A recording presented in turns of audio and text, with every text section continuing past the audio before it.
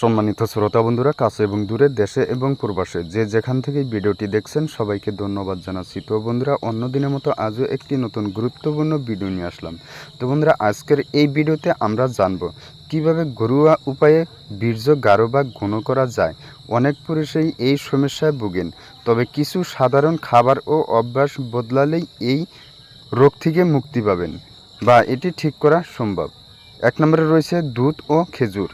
প্রতিদিন সকালে 1 গ্লাস গরম দুধে 3 থেকে 4টি খেজুর ভিজিয়ে খেলে বীর্য গাঢ় হয়।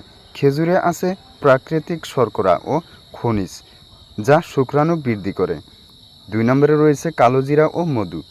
1 চা চামচ কালো জিরা গুঁড়া ও 1 চা চামচ খাঁটি মধু একসাথে মিশিয়ে খেতে পারেন দিনে একবার।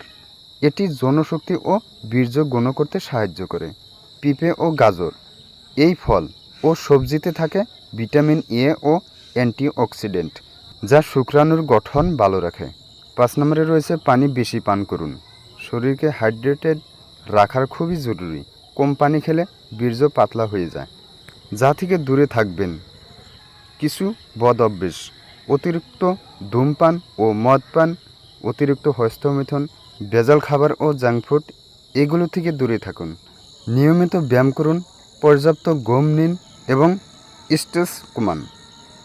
মনে রাখবেন, বীর্য গাঢ় হওয়ার মানেই আপনার প্রজনন ক্ষমতা ভালো হচ্ছে।